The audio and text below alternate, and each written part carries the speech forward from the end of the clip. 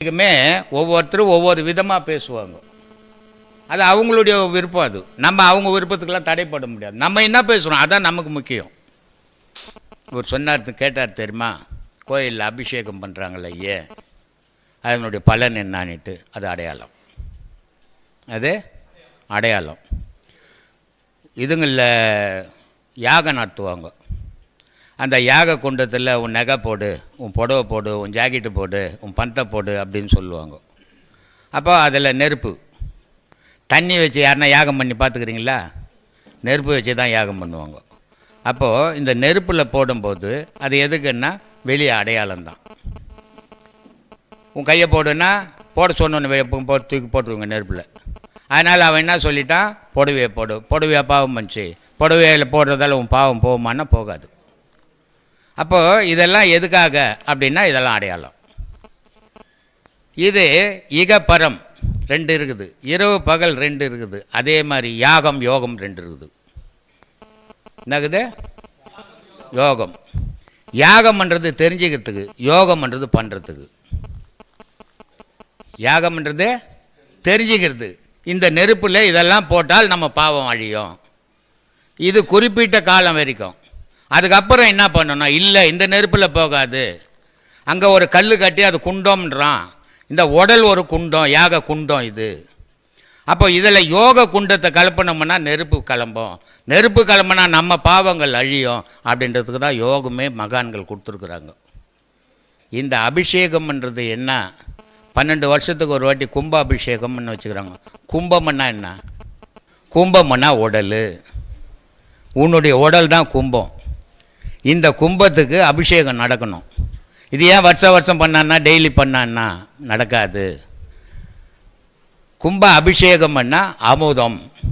அமுதம்ன்றது மனிதனுக்குள்ள மட்டும்தான் இருக்குது. இந்த அமுதம் உருவாக்குறதுக்கு 12 வருஷம் தேவைப்படுது மனுஷனுக்கு. அந்த 12 வருஷம் பொறுத்து அந்த அமுதம் சுரந்ததுன்னு சொன்னால் அதான் இந்த கும்பம், உடல் என்ற கும்பத்துக்கு அபிஷேகம் பண்ணுறது. அதனால் அதுக்கு கும்ப அபிஷேகம்னு வச்சான். இந்த அபிஷேகங்கள்லாம் ஆராதனை ஸ்லோகங்கள் இதெல்லாம் எதுக்கு வச்சுருக்குது அப்படின்னா, இந்த ஸ்லோகங்கள் அத்தனையும் நீ சொல்லி பழகும்போது உன் மனம் ஒருநிலைப்படும்.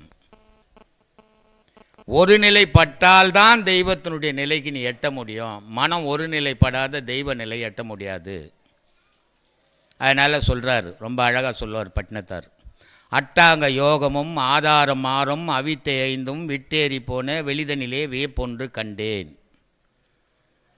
வட்டாகி செம்மதில் பாலூர உண்டு எட்டாத பேரின்பம் என்ன விழுங்கியதுன்னாரு.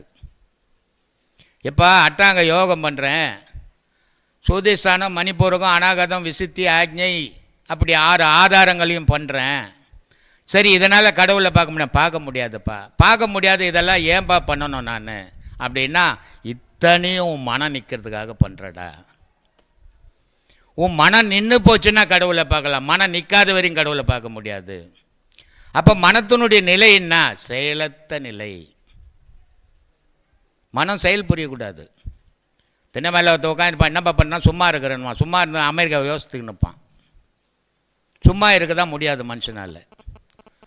எதையாவது ஒன்று நினச்சின்னுப்பான், எதையாவது ஒன்று செய்துன்னுப்பான், ஏதாவது ஒரு செயலில் இருந்துக்கினே இருப்பான் மனுஷன்.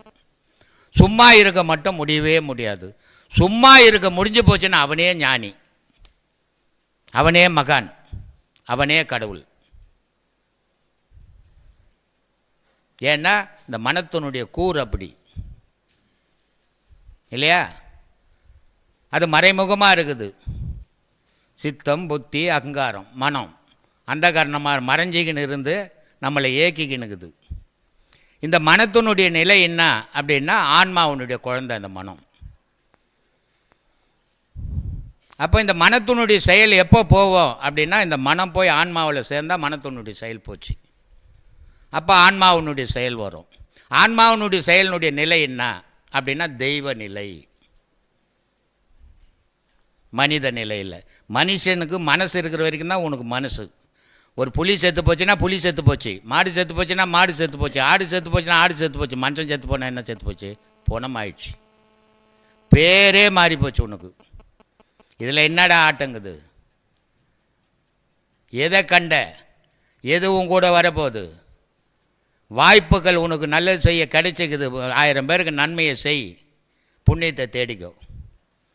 ஆனால் வாய்ப்பு கிடைச்சதுதான் அகங்காரத்தில் அழியாது. அது உன் ஜென்மம், உன் வம்சத்துக்கு பாதிக்கும். அது உன்னை மட்டும் பாதிக்காது. அதுக்கு தான் சொன்ன மாதா செய்தது மக்களுக்குன்னா, நீ என்ன செய்தோ உன் வம்சத்துக்கே வந்துடும்.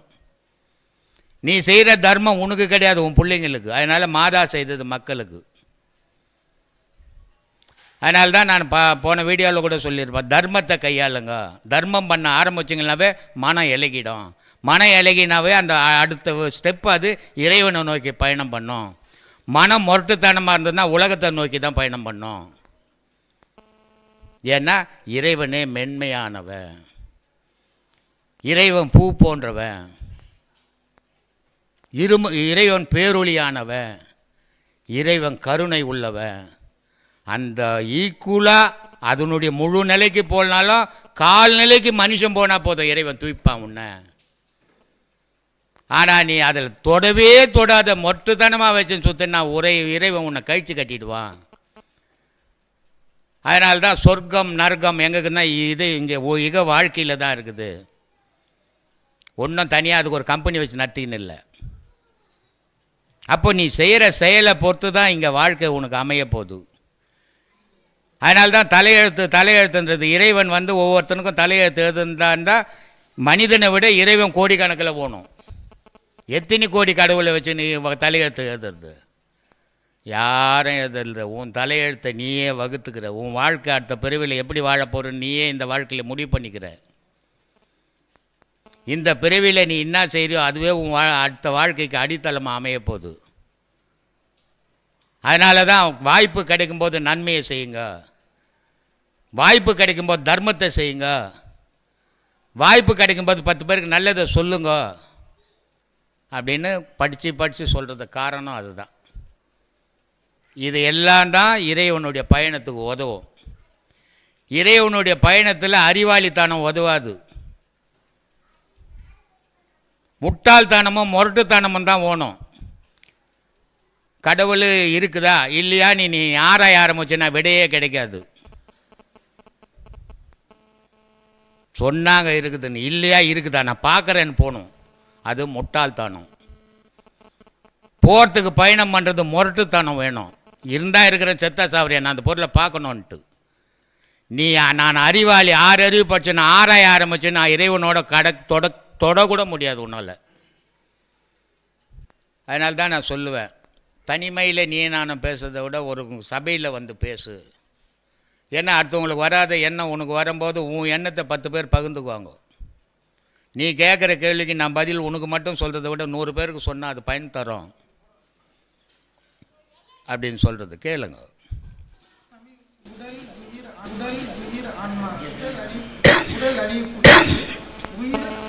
உடல் உயிர் ஆன்மா இல்லை, ஜீவன் உயிர் ஆன்மா. என்னது? ஜீவன் உயிர் ஆன்மா, உடல் தனி. ஆனால் இந்த முப்பொருளும் ஒன்று சேர்கிற பொருள், முப்பொருளும் பிரிகிற பொருள். உடல் பிரியறதும் இல்லை, ஒன்று சேர்றதும் இல்லை.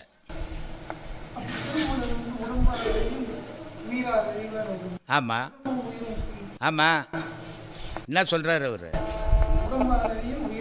ஆமாம், உடம்பு போச்சுன்னா உயிர் அழிஞ்சிடும், உயிரை போயிடுச்சுன்னா உடம்பு அழிஞ்சிடும்.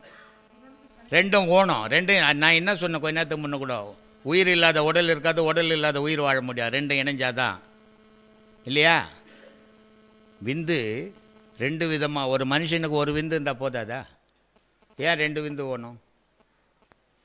ஒரு பெண்ணுக்கு ஒரு சுரணிதை இருந்தால் போதாதா? ஏன் 2 ஓணும்? ஒரு கரண்ட்டுக்கு வரும் பேசு ஒரு 1000 இது வந்தால் வோல்டேஜ் வந்தால் என்ன தப்பு இல்லையா? ஏன் நியூட்ரல் பேஸ் ஓணும்?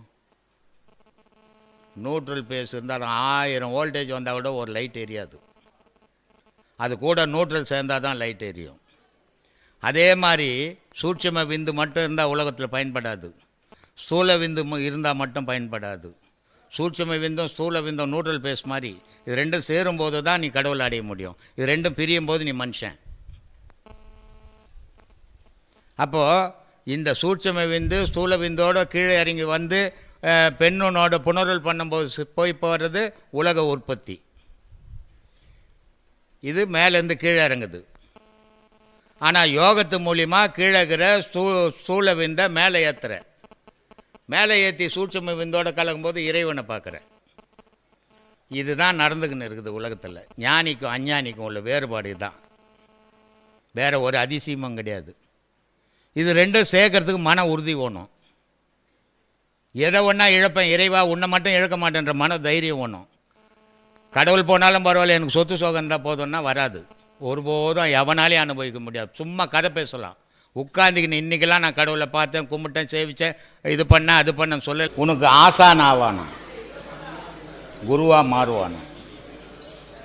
அது எந்த வடிவத்தில்? ஒரு பூ பறிக்க போகிற, முள்ளு குத்தம் கையில்.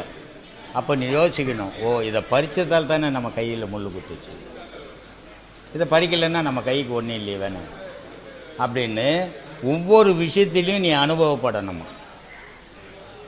அவன் ஒவ்வொரு இதுலேயும் குருவாக மாறுவானோ. அது யாராக வேணாலும் இருப்பானோ. அதுக்கு அருணகிரி சொல்கிறான், உருவாய்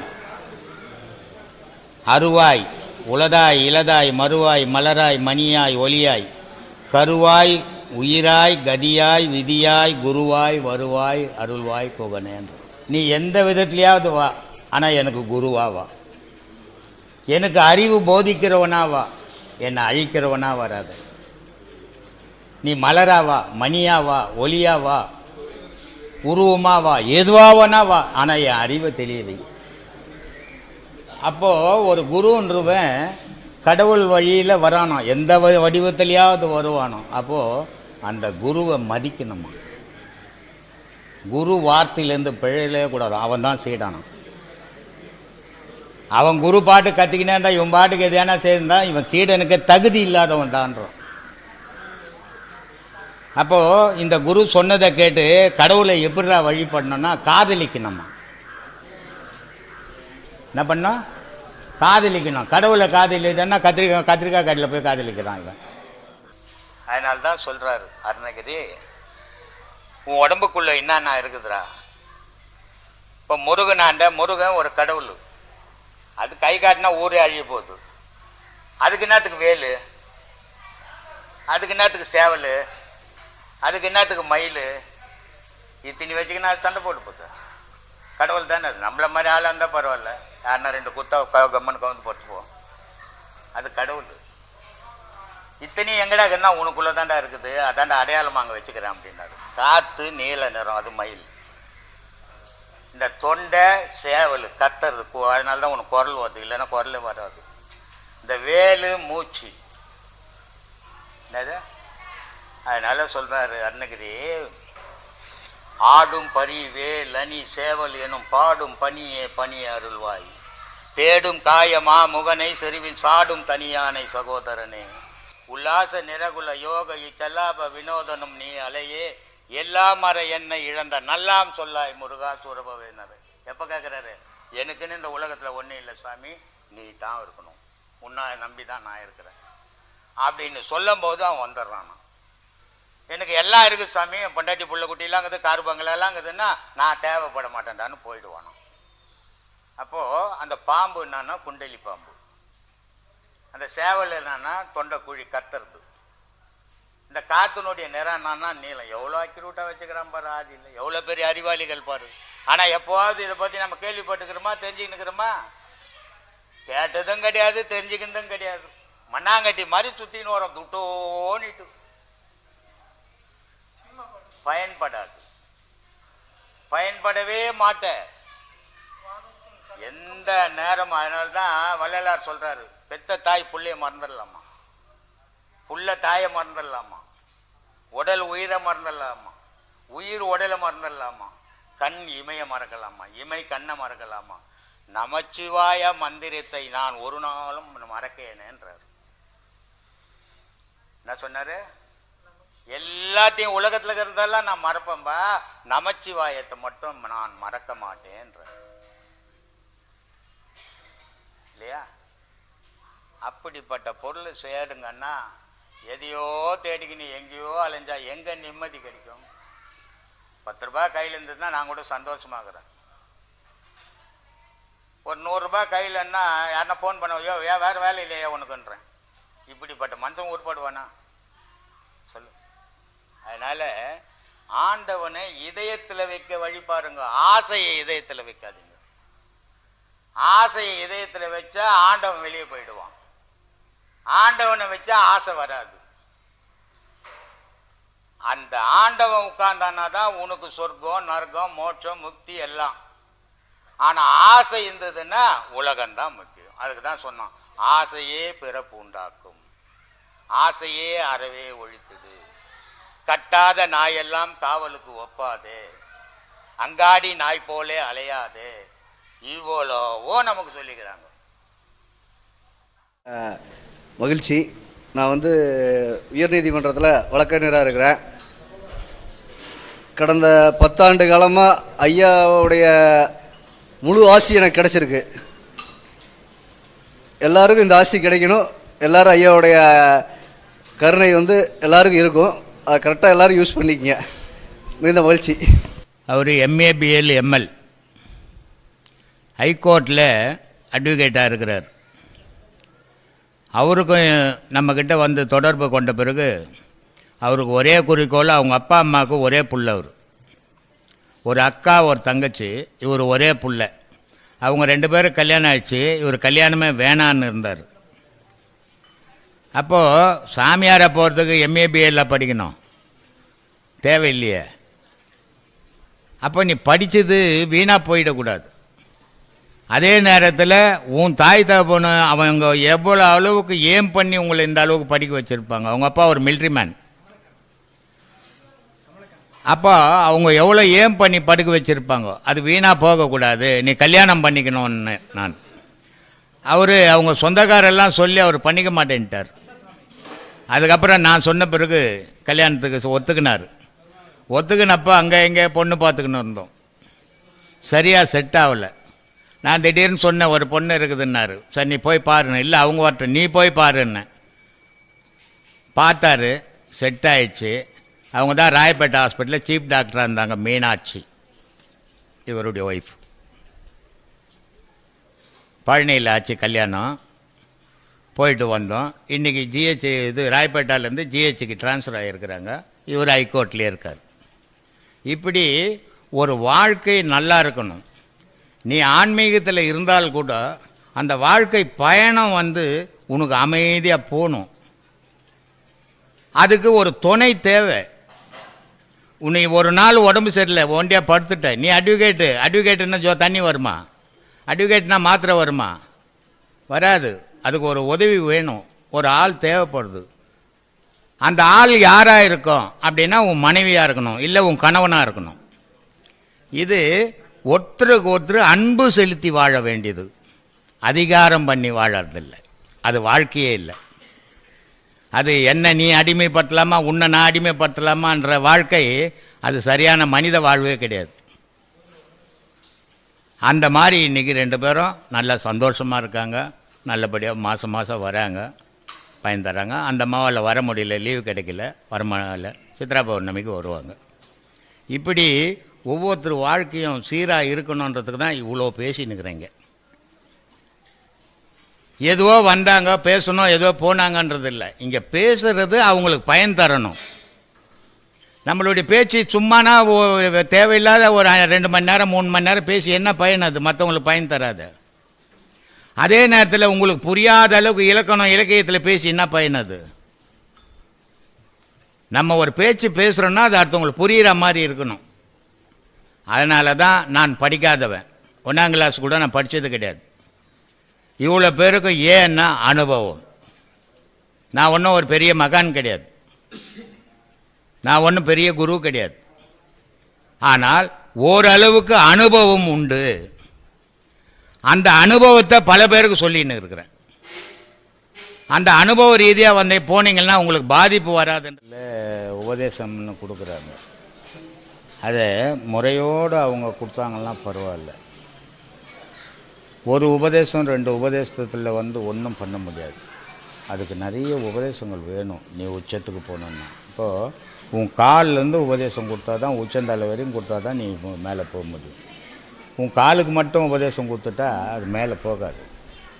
அந்த மாதிரி உபதேசங்களை நம்ம முறையோடு கற்று முறையோடு பிறருக்கு கொடுக்கணும். நம்ம சரியாக தெரிஞ்சிக்காமல் நம்மளும் கெட்டது இல்லாமல் வரவங்களையும் கெடுக்கக்கூடாது. அதை விட நன்மை செய்கிறேன்னு சொல்லிட்டு போய் கெடுத்துட்டு வர்றதை விட செய்யாமல் இருக்கிறது, யாருக்கும் சொல்லாமல் உன்ன வரைக்கும் நீ தேடியும் போகிறது நல்லது. ஆனால் எனக்கே தெரியாத நான் போய் ஊரெல்லாம் உபதேசம் கொடுக்குறேன் அப்படின்னு போகிறது அது முறையற்ற செயலாகிக்கூடும். அதனால் எல்லாரும் நல்லதை தெரிஞ்சுங்க, எல்லாரும் நல்ல கடைசி உபதேசம் வரைக்கும் வாங்குங்க, எல்லாரும் குருமார்களாக மாறுங்க. அது எனக்கு சந்தோஷம்தான். ஆனால் எதுவும் தெரிஞ்சிக்காமல் குருமார்களாக மாறுறது எனக்கு வருத்தத்தை தான் கொடுக்குமே தவிர சந்தோஷத்தை கொடுக்காது. இதுக்காக தான் எந்த ஆசிரமத்திலையும் கேள்வி பதில் கேட்டு பதில் சொல்கிறதுக்கு அது ஒரு குருன்னா அவர் வருவார், 1 மணி நேரம் அவர் என்ன சொல்லணும்னு நினச்சாரோ அதை சொல்லுவார், அவர் போயிடுவார். இந்த மாதிரி கேள்வி கேட்க சொல்லி பதில் சொல்கிறது கிடையாது. ஏன் நான் இந்த மாதிரி வச்சுருக்கிறேன் அப்படின்னா, அவன் மனசுக்குள்ளே 1000 சந்தேகத்தை வச்சுக்கின்னு கடவுளை தேட முடியாது. முதல்ல அவன் மனசில் இருக்கிற சந்தேகம் வெளியே போனால் தான் அவன் கடவுளை தேட முடியும். அதனால தான் முதல்ல நீ எதுக்காக வந்த, ஏன் வந்த, என்ன தெரிஞ்சுக்கணுன்னு வந்த, இங்கே ஏதாவது அதிசயங்கள் காட்டலான்னு நினச்சின்னு வந்தீங்களா? அந்த மாதிரி இங்கே எதுவுமே கிடையாது. இங்கே ஒரு கடவுளை பற்றி மட்டும்தான் பேசுறது. ஏன்னா நிறைய போகணுங்க, எனக்கு ஜாதகம் பார்க்குறீங்களா, ஜோசியம் பார்க்குறீங்களா, என் புள்ள சேர்த்துப்பட்டா என்ன பண்ணுறது, பொண்டாட்டி சேர்த்துப்பட்டா என்ன பண்ணுறதுன்ட்டு, அதுக்கும் நமக்கும் சம்மந்தமே கிடையாது. நான் பேசுறது ஆண்டவனை பற்றி மட்டும். அல்லது இந்துக்களா? சைவம் வைஷ்ணவம் அப்படின்னு 2 வச்சுன்னுக்கிறாங்க. இது எல்லா மதத்துலேயும் இருக்குது. இப்படி இந்த இந்து மதத்தில் மட்டும் இல்லை, எல்லா மதத்துலையும், கிறிஸ்தவ மதத்தில் இருக்குது, பெந்தகோஸ்ட்டு, பேட்டெக்ஸ்ட்டு, அப்புறம் ரோமன் கத்தலிக்கு அப்படின்னு அதில் இருக்குது. இதுலேயும் சன்னி முஸ்லீமு, சியாம் முஸ்லீமு அப்படின்னு இதுலேயும் இருக்குது. எதுலேயும் இல்லாமல் இல்லை, ஒரே இதுவாக எதுலேயுமே இல்லை. ஒவ்வொரு காலகட்டத்தில் ஒவ்வொருத்தன் வரும்போது ஒவ்வொன்றும் சிறந்ததுன்னு காட்டிகிட்டு போயிடுவான்.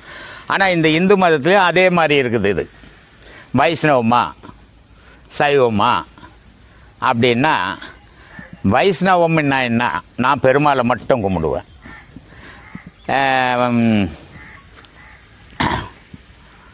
ஒரு குரூப்பு சைவம், சிவன் மட்டும்தான் கடவுள், சிவனை மட்டும்தான் கும்பிடுவேன் அப்படின்னு ஒரு பிரிவாக பிரிஞ்சு போயிருக்கிறாங்க.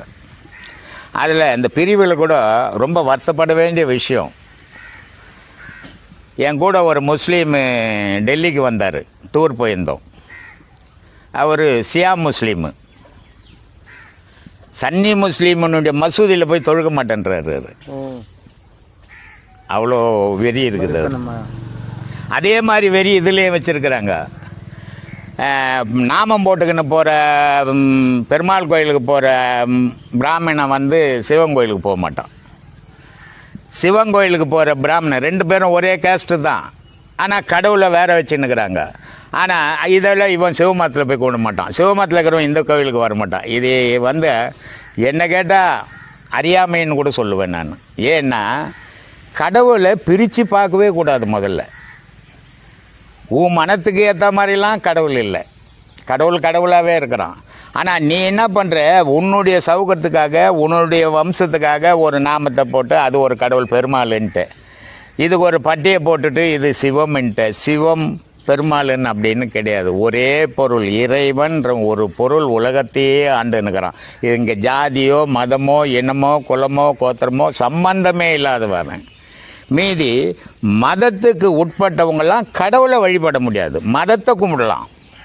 அது இந்து மதத்தில் வைஷ்ணவமாக இருந்ததுன்னா பெருமாளை கும்பிட்டுன்னு போவான், சைவமாக இருந்ததுன்னா சிவத்தை கும்பிட்டுன்னு போவான். இவங்கெல்லாம் கும்பிட்றதால தெய்வத்துக்கு ஒன்றும் ஆக போவதில்லை. தெய்வம் ஒரு பொருள், அது உலகத்தை இயக்குது, உன்னையும் இயக்குது.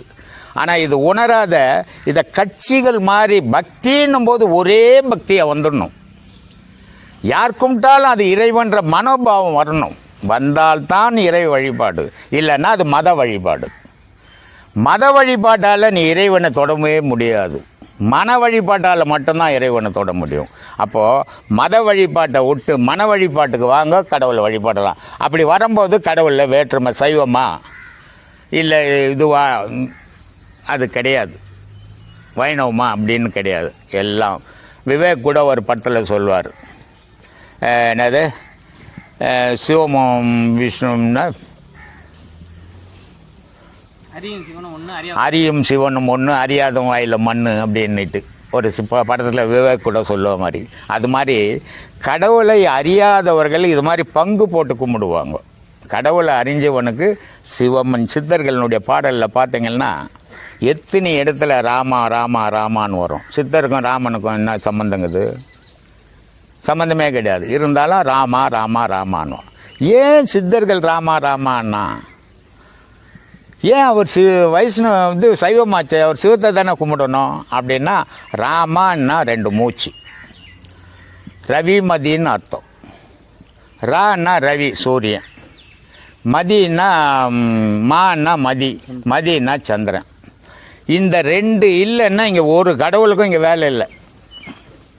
சூரிய சந்திரன்ற 2 பொருள் இங்கே உலகத்தில் வந்துக்கணும் போய்க்கணும் இல்லைன்னா இங்கே கடவுள்னு ஒருத்தன் தேடவும் முடியாது, ஒரு மனுஷனும் இருக்க மாட்டான்.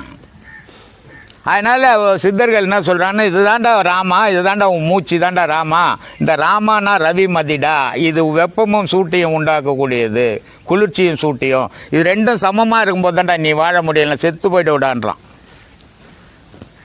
அப்போது கடவுளில் வேற்றுமை வரக்கூடாது.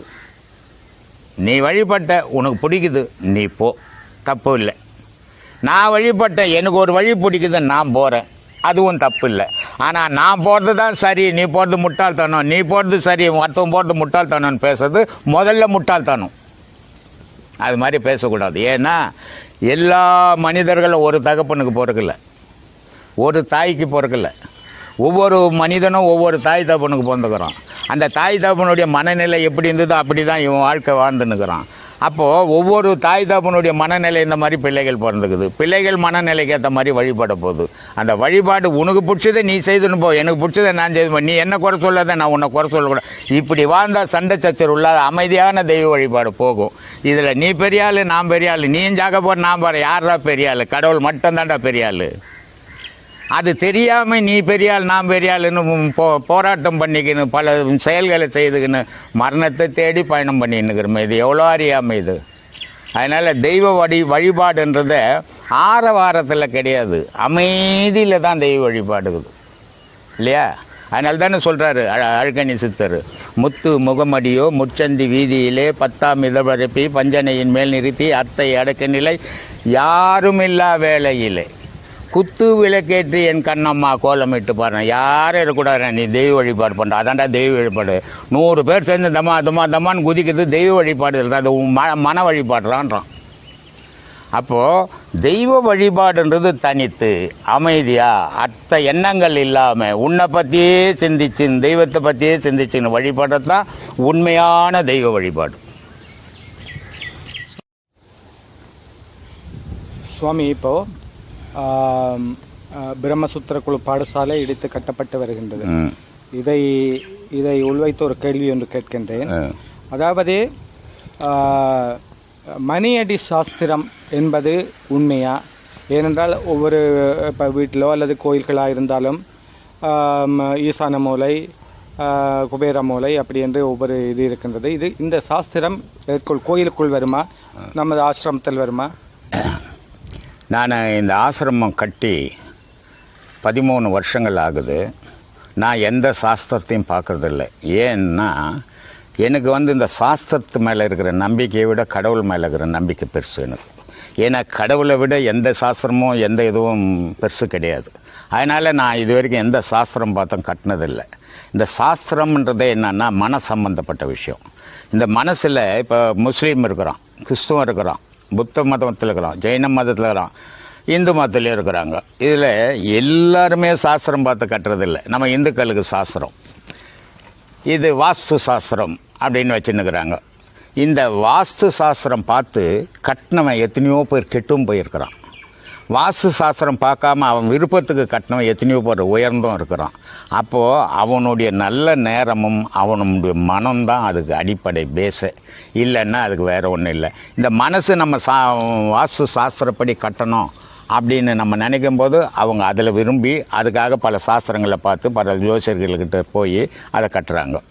நான் இது வரைக்கும் தெய்வ சம்பந்தப்பட்ட விஷயத்தில் எந்த சாஸ்திரமும் செல்லாது அப்படின்ற முடிவோடு இருக்கிறவன் நான். ஆனால் நான் இருக்கிறேன், அதனால் எல்லாரும் இருங்கன்னு நான் சொல்ல முடியாது. அது அவங்கவுங்க மன சம்பந்தப்பட்ட விஷயம். எனக்கு அந்த சாஸ்திரத்து மேலே நம்பிக்கை கிடையாது. எனக்கு தெய்வத்து மேலே தான் நம்பிக்கை. தெய்வ நம்பிக்கை யாருக்கு இருக்குதோ அவனுக்கு எந்த சாஸ்திரத்து மேலே நம்பிக்கை தேவையில்லை. தெய்வ நம்பிக்கை குறைவாக இருக்கிறவங்களுக்கு கட்டாயம் இதெல்லாம் தேவை. ஏன்னா மன சந்தேகங்கள் வந்துடும். அதனால் அவங்களுக்கு அவசியமே தவிர நான் இது வரைக்கும் எந்த சாஸ்திரம் பார்த்தும் கட்டினதில்லை, எந்த நாளை பார்த்தும் கட்டினதில்லை. இது எனக்கு எப்போ வசதிகள் இருக்குதோ அப்போல்லாம் அந்தந்த வேலைகளை செய்துங்கிறமே தவிர சாஸ்திர அடிப்படையில் நான் இது வரைக்கும் செய்யலை. சொல்லுங்கள். நாத விந்து கலாத்தி நமோ நமோ வேத மந்திரா சொரூபா நமோ நமோ போக அந்தரி பாலா நமோ நமோ அருள் தாராயோன்றார். இது பாடல் நல்லா இருக்குது, டிஎம்எஸ் நல்லா படிக்கிறாரு, அன்னைக்கு நல்லா எழுதிக்கிறாரு. அது இல்லை குறிக்கோள். அதுக்குள்ளே நமக்கு என்ன சொல்கிறாருன்னு பார்க்கணும். எந்தவித பரிகாரமும் யாரையும் சரிப்படுத்தாது, உன் மனம் சரிப்படாமல். அதனால் நான் யாரையும் எந்த பரிகாரமும் செய்யறதும் இல்லை, சொல்கிறதும் இல்லை. ஏன்னா முதல்ல உன் மனம் சீர்படணும். எந்த பரிகாரத்தால் உன் மனம் சீர்படாது. இந்த பரிகாரங்களும் இந்த மந்திரங்களும் எதுக்காக சொல்லி வச்சுக்குதுன்னா உன் மனசு சீர்படும். இதையாவது செய்து இது செய்துட்டேன்பா, எனக்கு இது போயிடுச்சுப்பான்னு உன் மனசு நினைக்கும் அப்படின்றதுக்காக தான் இதெல்லாம் வச்சுக்குதே தவிர எனக்கு அந்த நம்பிக்கை இல்லை. அதனால் அருணகிரி சொல்கிறார், நாத விந்து கலாத்தி நமோ நமோ வேத மந்திர சொருபா நமோ நமோ போக அந்தரி பாலா நமோ நமோ அருள் தாராயன்னாரு. இதுக்கு பொருள் என்னான்னு நம்ம பார்க்கணும். நாதம் ஆன்மா, கலை உயிர், விந்து நெருப்பு. இது முப்பொருள் ஒன்றா சேர்ந்துச்சுன்னா உலகத்தில் இருக்கிற மந்திரமெல்லாம் உனக்கு அடிமைடான்றாரு. இது முப்பொருள் உனக்கு சேரும்போது குண்டலின்ற சக்தியும் ஆன்மான்ற சிவமும் ரெண்டும் புனலர் பண்ணும் போகம், அது பேர். இந்த போகம் நடந்து போச்சுன்னா உன் நிலை கடவுள் நிலைடான்றாரு. அப்போது இந்த ரெண்டு ஒன்று சேர்க்கறதுக்கு நீ முயற்சி பண்ணுறனா வெளியே போய் லட்சக்கணக்கில் செலவு பண்ணி உட்காந்துனா உன் கஷ்டம் போகுமா? அப்படி போகிறதா இருந்ததுனா உலகத்தில் எவனா கஷ்டப்படுவானா? எவ்வளோ பரிகாரம் பண்ணிக்கிறான்? இதை சிந்திக்கிறது இல்லை. என்கிட்ட ஒரு ஆள் வந்தார், அவங்க பொண்ணுக்கு ஹார்ட் ஆப்ரேஷன் பண்ணியிருக்கிறாங்க. அவர் யாருன்னு எனக்கு தெரியாது. திடீர்னு கிளாஸ் நடந்துக்கினேக்குது, ஓடியாந்து காலாண்ட பூ பழம்லாம் வச்சுட்டு காலில் ஒன்று கும்பிட்றாரு.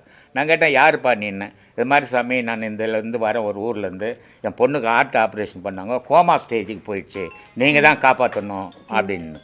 நான் சொன்னேன், என்கிட்ட சொன்ன மாதிரி யாருக்கிட்ட போய் சொல்லிடாத. ஒரு 50,000 எடுத்தா ஒரு தகுதி தரேன், தாயத்து தரேன், படுக்கையில் வெய்யன்னுவான், எழுந்து ஓடணுவான், கட்சியில் பொண்ணும் போயிடும், பணமும் போயிடும். இது மாதிரிலாம் செய்யாத. நானும் அதெல்லாம் செய்யறதில்லை. அந்த ஆப்ரேஷன் பண்ண டாக்டர் கோமா ஸ்டேஜுக்கு ஒரு பொண்ணு போயிடுச்சுன்னா சும்மா இருக்க மாட்டான், சிந்திச்சுக்கினே இருப்பான். ஏன் ஆச்சு, எதுக்காச்சுன்னுவான். நீ அன்னாடம் வழிபடுற போகிற அந்த கடவுளை நம்ப, டாக்டரை நம்ப, நல்லா ஆகிடும் போன்னு சொல்லி அனுப்பிச்சிட்டேன்.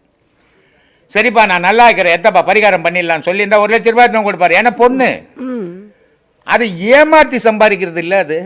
அதனால் என்ன செய்ய முடியும்? சரி, அந்த மாதிரி செய்ய முடியும். ஹாஸ்பிட்டலில் இருக்கிற எல்லாருக்கும் பரிகாரம் பண்ணி பெட்டே இல்லை காலி பண்ணிடலாமே, நம்ம பண்ண முடியுமா? இதெல்லாம் ஏமாத்துற செயல். மனிதனுக்கு அந்த நம்பிக்கையை உருவாக்கத்துக்காக இதெல்லாம் வச்சிருக்குது. இதை தான் அகஸ்தியர் அழகாக சொன்னார். மனமது செம்மையானால் மந்திரம் ஜெபிக்க வேண்டாம், மனமது செம்மையானால் வாசி உயர்த்த வேண்டாம், மனமது செம்மையானால் மூச்சை அடக்க வேண்டாம், மனமது செம்மையானால் மந்திரம் எல்லாம் செம்மையாமேனாரு. இல்லையா? இது எல்லாத்தையும் சேர்த்து ஒரே வரியில் சொல்லிட்டார். எத்தொழில் செய்தாலும் ஏதவத்தை பட்டாலும் முத்தர் மனம் மோனத்தே, இது கைவீசி கதி விளையாடி வந்தாலும் தாதி மனம் நீர் கொடுத்தேன்னார் பட்டினத்தார். எதை செய்தாலும் உன்னுடைய மனம் இறைவனை நோக்கி பயணம் பண்ணும்போது எந்த துன்பமும் இன்பமும் இங்கே இல்லைடா அப்படின்ட்டார். துன்பத்தில் இருந்தாலும் இன்பத்தில் இருந்தாலும் இறைவனை அது எப்படிப்பா நாடி நிற்கணும்? தண்ணி தூக்கின்னு வருவான்டா பொம்பளை பசங்க, குடம் கையை ஆட்டிக்கின்னு. ஆனால் பேசின்னு வந்தாலும் குடம் நவுறாது. எது பேசி வந்தாலும் மனசு குடத்து மேலே இருக்குது. அது மாதிரி உன் மனசை கடவுள் மேலே வைடான்னாரு. அந்த மாதிரி எந்த பரிகாரமும் எந்த சாமியாரையாலையும் சரிப்படுத்த முடியாதுமா. ஏமாத்தலாம் ஒன்றும் நம்மளுக்கு அது தெரியாது. நம்ம அந்த வேலையில் ஈடுபடுறதும் கிடையாது. இங்கே எலுமிச்சம்பழம் கொடுக்குறது, தாயத்தை கொடுக்குறது, தகுடு கொடுக்குறது, இந்த வேலை நம்ம செய்ததே கிடையாது, செய்ய போகிறதும் கிடையாது. ரொம்ப அருமைங்க ஐயா, ரொம்ப அருமை. சொல்லுங்கம்மா. ஐயா, நீங்கள் மந்திரம் இதை பற்றிலாம் சொன்னீங்க. எனக்கு இன்னொரு இது கேட்கணுங்க ஐயா. பெய்யன பெய்யும் மழை ஒரு அப்படின்னும், நல்லார் ஒருவர் உலரில் அவர் பொருட்டு எல்லாருக்கும் பெய்யும் மழை. அப்போ இது உண்மைங்களா? உண்மைம்மா, உண்மை. இது உண்மை. ஏன் உண்மைன்னு சொல்கிறேன்னா, நான் ஒரு வீடியோவில் பேசியிருந்தேன். ஆன்மீகம் வந்து அழகானது, பக்தி அழகானது, ஆன்மீகம் அசிங்கமானது அப்படின்ட்டு. உடனே ஒரு அம்மா எனக்கு தாம்பரத்துலேருந்து ஃபோன் பண்ணுறாங்க, ஆன்மீகம் அசிங்கம்னு சொல்லியிருக்கிறீங்களே, பக்தி அழகானதுன்றீங்களே, எப்படி இதுன்னு. எங்கம்மா வீடு என்ன தாம்பரம், நான் வந்துடுவேன் வீட்டுக்கு, வாங்க நேராக உட்காந்து பேசலான்னு. ஏன்னா அவங்க புரியாமல் பேசுகிறாங்க. பட்டினத்தார் பெரிய கோடீஸ்வரன், ஆனால் எவ்வளோ பெரிய கோடீஸ்வரனாக இருந்தாலும் இந்த சொந்த பந்தம் இருக்குது. நீங்கள் கௌரவமாக வாழ்ந்தால் அது எனக்கு கௌரவம். நம்ம ஊர்லேயே நமக்கே தெரிஞ்சிருக்கோம், நம்ம சொந்தக்காரர் ரொம்ப பிச்சைக்காராக இருப்பார். யாராவது தெரிஞ்சுங்க வந்து அவர் யாருங்கன்னா வந்தாலும் அங்கே ஊரில் கிடக்கிறவங்க அப்படின்ட்டோம். ஆனால் பக்கத்து வீட்டுக்காரன் நமக்கு சொந்தக்காரனாக மாட்டான், கோடீஸ்வரன் நம்ம சொந்தக்காரங்க அவர் அப்படின்னுட்டோம். ஏன்னா யார் நம்மளை விட உயர்ந்துக்கிறானோ அவனை தான் அடையாளம் காட்டுவோம், யார் நம்மளை விட தாழ்ந்துக்கிறானோ அவனை அடையாளமே காட்ட மாட்டோம். அப்படிப்பட்ட உள்ளம் இது. பட்டினத்தார் வந்து கையேந்தி பிச்சை எடுத்து சாப்பிட்டுன்னு வர்றாரு. இது அவங்க அக்காவுக்கு அவமானமாக இருக்குது. ஏன்னா இவர் ஞானி, இவருக்கு சரி, அந்தம்மா அஞ்ஞானி, அந்தம்மாவுக்கு சரியாக வராது.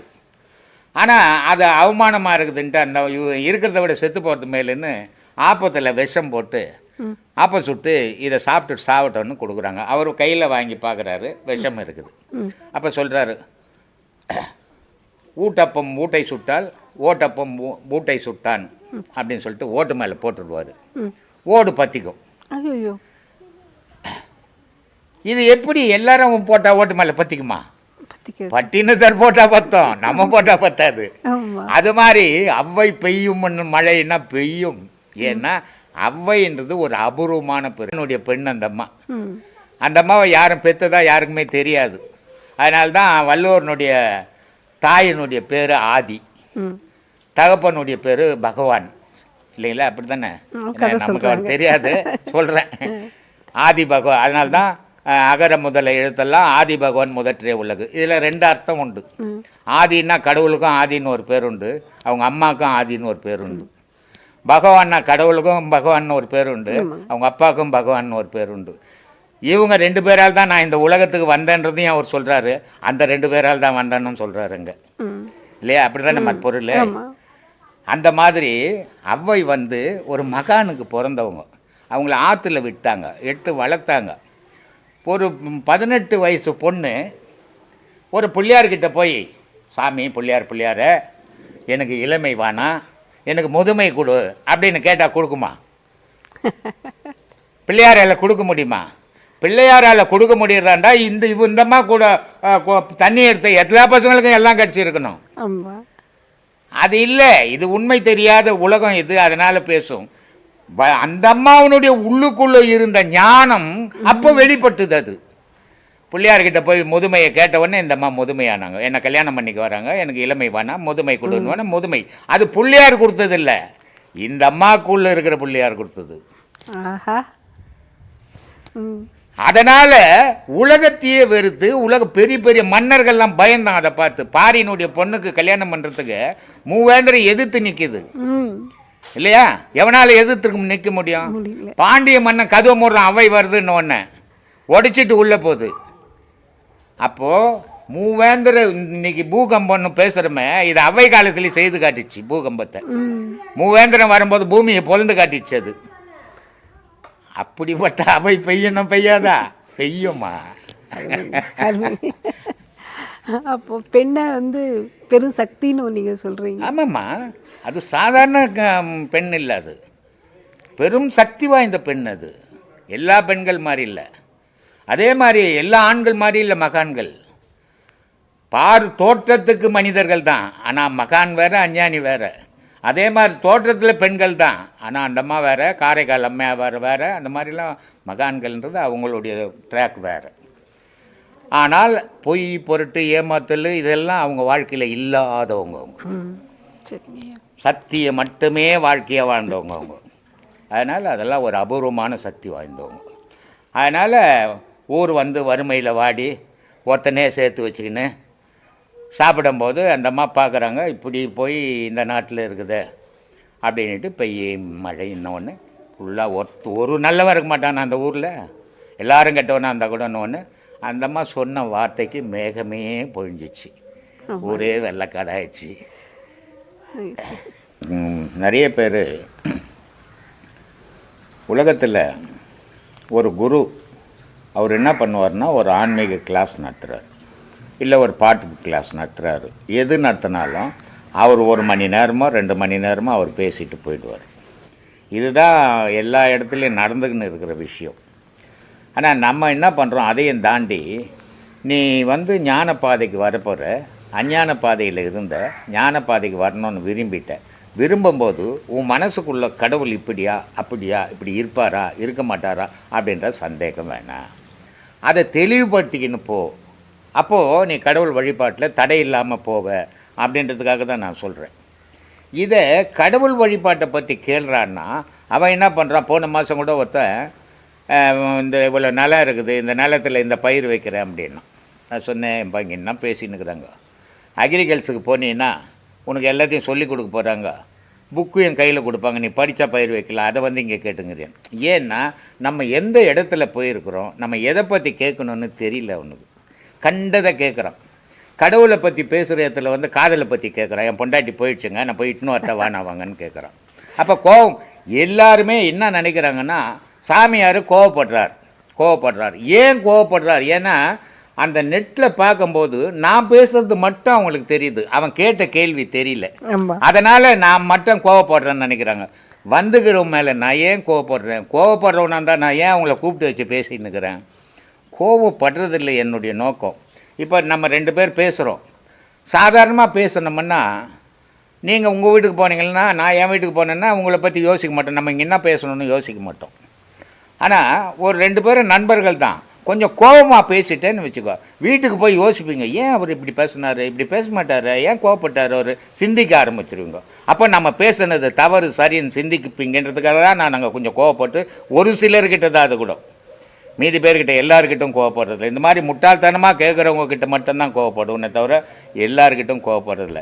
என்னுடைய பேச்சு கோவப்படுற மாதிரி தெரியுது அவங்களுக்கு, அதனால் நிறைய பேர் கோவப்படுறீங்கன்றாரு.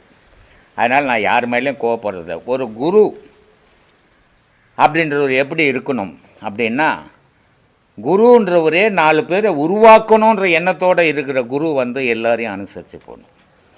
யாரும் தேவையில்லை, நான் தான் குருன்னு உட்காந்துங்கிறவர், அவர் யார் அனுமதி கேட்க வேண்டியது இருக்கும், அவர் பேச வேண்டியது இதெல்லாம் இருக்கலாம். நான் அதை நினைக்கிறதே கிடையாது. ஏன்னா என்னுடைய குறிக்கோள் என்ன, 4 பேரும் உண்மையை தெரிஞ்சுக்கணும், 4 பேரும் உண்மையில் பயணம் பண்ணணும்.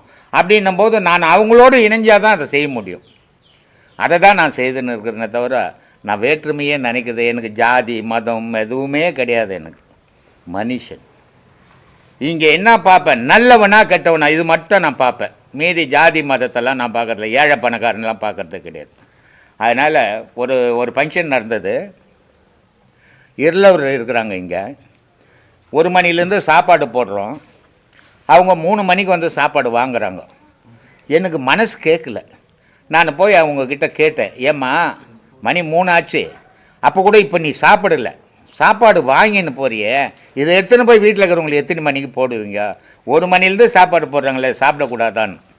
அதுக்கு அந்தம்மா ஒரு 3 பொம்பளைங்க அவங்க சொன்னாங்க, சாமி நீங்கள் சாப்பிடக்கூடாதான்றீங்க, 3 மணிக்கு வாங்குறீங்களே, இந்த ஊரில் எங்களுக்கு அப்படி போட மாட்டாங்க, எல்லாரும் சாப்பிட்ட பிறகு தான் எங்களுக்கு போடுவோம். அப்புறம் என்ன கடவுள் வழிபாடு? எங்கே நீ கடவுளை வழிபட்ட? வேற்றுமை வந்துடுச்சு அங்கே எங்கே கடவுள் வழிபாடுக்குது? கடவுள் வழிபாடுன்றது அன்பில் இருக்கிறது, வித்தியாசம் பார்க்காம இருக்கிறது தான் கடவுள் வழிபாடு. அதில் போய் நான் பணக்காரன், நீ ஏழை, நீ தாழ்ந்த ஜாதி, நான் உயர்ந்த ஜாதின்னு பார்த்துட்டு எங்கே கடவுள் வழிபாடு இருக்கும்? இது இருக்கக்கூடாதுன்றது தான் என்னுடைய செயல்மா. அதை தான் செய்துன்னு இருக்கிறேன். ஏதோ என்னால் முடிஞ்சதை செய்கிறேன். இல்லைங்கய்யா, யாராவது இடமா போயிட்டா உட்காருன்னு நீங்கள் சொன்னதே இல்லை, சும்மா உட்காரு அப்படின்னு அதுக்குனது இல்லை, இதுதான் சரி, இது கேட்குறது நீங்கள் விளக்கி தான் அவங்கள உட்கார வச்சிருக்கீங்க. எல்லாருக்கும் விளக்கி சொல்லணும். அவனுக்கு புரியல, மொட்டுத்தனமாக கேட்குறான்னு ஒரு முறைக்கு பல முறை கேட்பேன். போன மாதம் கூட ஒருத்தனுக்கு ஆன்மாவை பற்றி பேசுகிறான், அவனுக்கு மனசை பற்றியே தெரியல, உன்னை ஆன்மாவை பற்றி பேசுகிறான், சொல்லி பார்க்குறான், அவன் கேட்கவே மாட்டேன்றான். கடைசியாக சரி இவனுக்கு இப்படி தான், என்ன கோயில் எந்த முட்டை வந்த முட்டையில் கோழி வந்தப்பாரு பதில் சொல்ல முடியாது. அது மாதிரி இப்போ கேள்விடா உண்டுன்னு. ஏன்னா இவன்லாம் எப்பவுமே தெரிஞ்சிக்க முடியாது, இப்படியே கேட்டுக்கினே வாய்ஸ் போயிடுமே தவிர, ஒருத்தர் சொல்கிறாங்க அனுபவத்தில் சொல்கிற போது அதை கேட்டுக்குன்னு அது படி பயணம் பண்ணினா தான் அது உண்மையாக பொய்யான்னு உன்னால் புரிஞ்சிக்க முடியும். கேள்வியே கேட்டுருந்தீங்கன்னா நீ வெளியே கேட்டே போயிடும், காலம் முடிஞ்சிடும், உண்மையை தெரிஞ்சிக்கவே முடியாமல் போயிடும். அதை தான் நான் படித்து சொல்கிறது. இப்படி பண்ணாதீங்க, சந்தேகங்கள் கேட்கலாம், ஆனால் கண்டதை குப்பை கூலெல்லாம் வாரின்னு வராதிங்க அப்படின்னு சொல்லுவேன். இப்படி தாம்மா போயின்னு இருக்குது. சொல்லுங்கம்மா. ஐயா, நீங்கள் ஆன்மீகம் அப்படிங்கிறது வெறும் சாமி பக்தி இல்லை, ஏதோ ஒன்று நினச்சி ஒரு போதையாக அந்த நேரத்தில் அப்படி அந்த அனுபவமாக கொண்டு போகாமல் ஒரு அறிவியல் அடிப்படையில் உன் மனம் உன்னோடைய செயல்பாடுகளை ஒழுங்கடுத்தி பண்ணிக்கிறது அப்படின்னு எடுத்துகிட்டு போகிறேங்க ஐயா. இந்த அடிப்படையை ஒரு எப்படி நீங்கள் கட்டமைச்சிங்க? அனுபவம் தாம்மா இதுக்கு காரணம். மெயினாக சிந்தனை தான் எல்லாத்துக்கும் பேஸ். எல்லாத்துக்கும் பேஸ் மனம். மனத்துக்கு அப்புறம் சிந்தனை, சிந்தனைக்கு அப்புறம் செயல். இது 3 தான் உலக தொடர்ச்சி. அதுக்கப்புறம் கடவுள் தொடர்ச்சி இருக்கட்டும். மனசு சிந்திக்குது, கடவுள் எப்படி இருப்பார், அவர் எந்த ரூபத்தில் மனிதனுக்குள்ளே இருக்கிறார், அவருடைய செயல்கள் என்ன, இது சரியா தப்பா, இப்படியே மனம் சிந்திக்க சிந்திக்க சிந்திக்க அந்த சிந்தனை செயலாக மாறுது. அந்த செயலாக மாறும்போது இதுக்கெல்லாம் எது எது பேஸாக இருக்குது அப்படின்னா, கண்ணு ஒன்றுக்கு பேஸாக இருக்குது, காது ஒன்றுக்கு பேஸாக இருக்குது, மூக்கு ஒன்று பேஸ் ஆகுது, வாய் ஒன்று பேஸ் ஆகுது, உடல் ஒன்று பேஸ் ஆகுது. இது வெளிப்பொருள். இந்த 5யுமே வெளிப்பொருள். அப்போது இந்த 5யும் ஞானி என்ன சொல்கிறான், பொய்டான்றான். ஆனால் அஞ்ஞானி என்ன சொல்கிறான், இது மெய்டான்றான். அப்போ ஞானி சொன்னது மெய்யா, அஞ்ஞானி சொன்னது மெய்யான்னு பார்த்தா ஞானி சொன்னது தான் மெய்யாகுது. ஏன்னா இந்த 5யுமே மண்ணு சொன்ன போது இல்லையா. மனம் இந்த 5னுடைய பதிலை கேட்டு இந்த மனத்தினுடைய முடிவு எடுக்குது. அது சரியாகவும் இருக்கலாம், தப்பாகவும் இருக்கலாம். ஆனால் இந்த 5னுடைய பதிலுக்கு தான் அது காத்திருந்து ஒவ்வொரு செயலையும் செய்யுது. அப்போது இதில் முக்கியமான பதிலை எதிர்பார்க்கறது எதுக்கிட்ட, கண்ணுக்கிட்ட. அதுக்கு அடுத்தது காதுகிட்ட, அதுக்கப்புறம் தான் மீதி இந்த 3 பொருள்கிட்ட. அப்போது யார் என்ன பேசுகிறான் அதுக்கு பதில் சொல்லணும். அப்போ அந்த காதுக்கு ரொம்ப முக்கியத்துவம். கண்ணு எதை பார்த்தது அதுக்கு ரொம்ப முக்கியத்துவம்.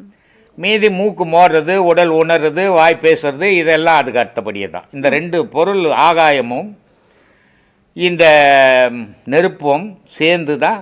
ஆகாயம்னா காது, நெருப்புன்னா கண்ணு. இந்த 2ம் சேர்ந்து மனம்ன்ற காத்துக்கிட்ட பதிலை சொல்லி இன்னைக்கு செயலை செய்ய சொல்லுது. அது செய்யுது. இது எப்படி செய்யுது? இதுக்கு பேர் அந்தகரணம். அந்தகரணம்னா என்ன, இல்லாதது இருக்குது. அந்தகரணம்னா இல்லை அது, ஆனால் இருக்குது. இது குழப்பமான விஷயமாவே தெரியும். இப்போ காணல் நீர் அப்படின்னு சொல்கிறோம், அது இல்லை, ஆனால் இருக்கிற மாதிரி தெரியுது. அதே மாதிரி இந்த அந்தகரணம்ன்ற மனம் இல்லை, ஆனால் செயல் புரியுது. இது எப்படி செயல் புரியுது, என்னென்னவா இருக்குது? சித்தம், புத்தி, அகங்காரம், மனம், 4ம் சேர்ந்தது அந்தகரணம். இந்த 4னுடைய செயல்பாடும் இந்த 4னுடைய செயல்பாட்டையும் எடுத்துக்குது. அப்போது மறைமுகமாக இருந்து உடலுக்குள்ளே எல்லாம் கெட்டி பொருளாகுது. கண்ணு கெட்டி பொருளாகுது, காது கெட்டி பொருளாகுது, மூக்கு கெட்டி பொருளாகுது, வாய் கெட்டி பொருளாகுது, உள்ளகிற பொருளெல்லாம் கெட்டி பொருளாக. மனம்ன்ற ஒரு பொருள் கெட்டி பொருள் இல்லை. உலகம் ஃபுல்லாக நான் மனசை பற்றி பேசினுக்கிறோம். அப்போ மனம்ன்ற பொருள் என்னவா இருக்குது அப்படின்னா சுவாசமாக இருக்குது.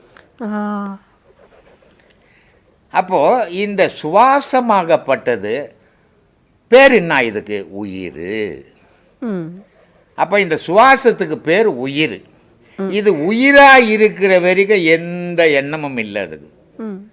ஆனால் இந்த உயிருக்குள்ள எண்ணங்கள் போய் நுழைஞ்ச உடனே கண் பார்த்து சொன்னது, காது பார்த்து சொன்னது, மூக்கு பார்த்து சொன்னது, வாய் பார்த்து சொன்னது, இது எல்லா எண்ணங்களும் ஒன்று சேர்ந்த உடனே மனம்னு ஒரு பொருள் உண்டாச்சு. அது வரைக்கும் மனம் இல்லை, அது உயிராக தான் இருந்தது. அப்போ இந்த எண்ணங்கள் சேர்ந்த பிறகு உயிரோட மனம்ன்ற பொருளாச்சு. மனம்ன்ற பொருள் வந்த உடனே சிந்திக்க ஆரம்பிச்சிச்சு, சிந்திச்ச உடனே செயல்பட ஆரம்பிச்சிச்சு. அப்போ அந்த காரணம்னா சித்தம், புத்தி, அகங்காரம். சித்தம்னா அறிவு, புத்திமன்னா ஆலோசனை, அகங்காரம்னா முடித்தல், மனம்னா செய்ய சொல்றது, குருவாக இருந்து வழி நடத்துது. இப்போ இந்த 4 பொருளும் இல்லை, இருந்துக்குன்னு உலகத்தில் வழி நடத்திங்குது. அப்போ ஞானத்தினுடைய முடிவு என்ன? இந்த 4 அழிச்சிடு. இந்த 4 அழிச்சா என்ன இருக்கும்? இப்போது நான் ஒரு ரவுடி, 3 பேர் அடியாட்களை வச்சுன்னுக்கிறேன். அவர் போய் இதனை பண்ணி இவரை போய் என்ன பண்ணி இவர்கிட்ட பிடிக்கணும் அவர்கிட்ட பிடிக்கணும்னு சொல்லினுக்கிறேன். எல்லாம் செய்துன்னுக்குறாங்க. இந்த 3 பேரை கொன்னுட்டா நான் தனித்து வாழ முடியுமா? ஏன்னா இவ்வளோ அட்டியும் பண்ணிக்கிறாங்க. ஊரு என்ன விடுமா? என்ன வந்து என்ன பண்ணுவாங்க? அப்போ நான் என்ன பண்ணுவேன்? நான் இருந்த இடத்துக்கு ஓடிடுவேன். அப்போ நான் பிறந்தது ஆன்மாவோடு இணைஞ்சிடுவேன். அப்போ மனம் என்ற ஒரு செயல் இல்லை. மனம் என்ற செயல் இருக்கிற வரைக்கும் மனித செயல். மனம் என்ற செயல் போய் ஆன்மா செயல் வரும்போது மகானுடைய செயல்.